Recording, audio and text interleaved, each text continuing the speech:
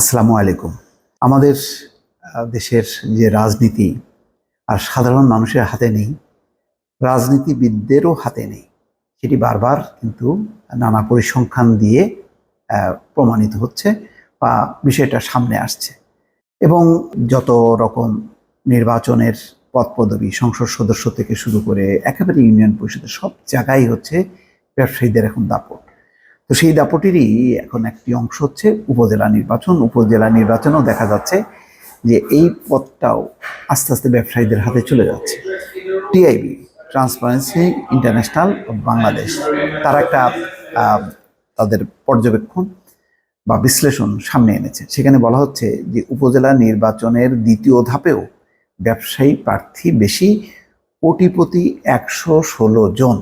তার মানে বুঝতে পারছেন যে এমপি তো মোটামুটি আমাদের সবাই বলতে গেলে ব্যবসায়ী, অধিকাংশই কোটিপতি, ধনপতি।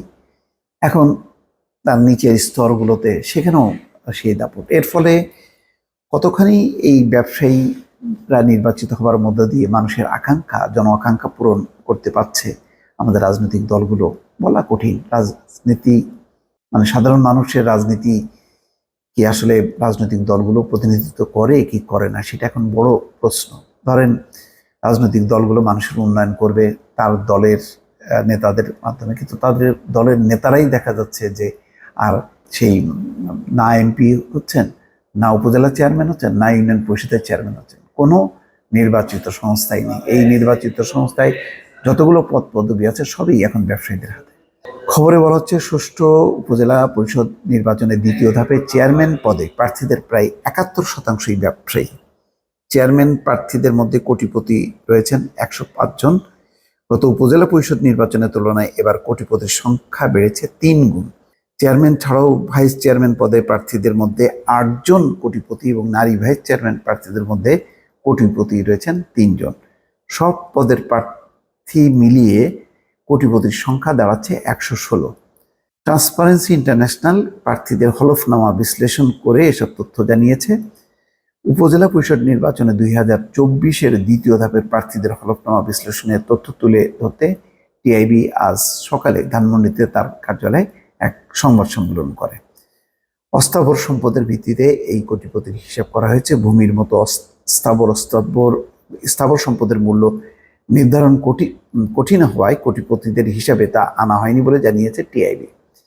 উপজেলা পরিষদ নির্বাচনের দ্বিতীয় ধাপে 160টি উপজেলায় নির্বাচন হবে। নির্বাচন কমিশন থেকে 157টি উপজেলার প্রার্থীদের হলফনামার তথ্য পাওয়া গেছে। তো সেখানে দেখা যাচ্ছে যে টিআইবির বিশ্লেষণে দেখা যাচ্ছে দ্বিতীয় ধাপে চেয়ারম্যান প্রার্থীদের 70.51% নিজেকে ব্যবসায়ী হিসেবে পরিচয় দিয়েছেন। দ্বিতীয় সর্বোচ্চ 12.17% পেশা হিসেবে দেখিয়েছে কৃষিকাজকে। তৃতীয় ও চতুর্থ অবস্থানে রয়েছে আইনজীবী ও শিক্ষক। তো এই হচ্ছে ব্যাপার যে টিআইবির পর্যবেক্ষণ বলছে যে ক্ষমতায় থাকার সঙ্গে দ্রুত আয় ও সম্পদ বৃদ্ধির প্রবণতা স্পষ্ট হয়ে উঠেছে।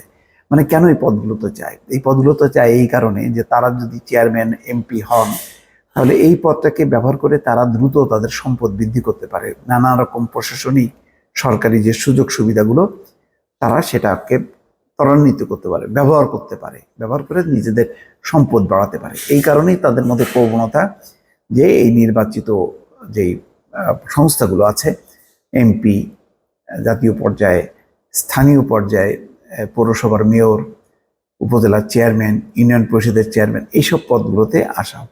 শুধু নির্বাচিত ব্যক্তি নন, তাদের স্ত্রী, স্বামী ও নির্ভরশীলদের সম্পদ, আয় ও সম্পদ বেড়েছে। পাল্লা দিয়ে যারা দীর্ঘ সময় ধরে ক্ষমতায় আছেন তাদের আয় ও সম্পদ বেশি বৃদ্ধি পাওয়ার প্রবণতাও স্পষ্ট। বুঝতেই পারছেন যে দেখবেন যে মানে কত দ্রুত গতিতে তাদের আয় সম্পদ বাড়ে।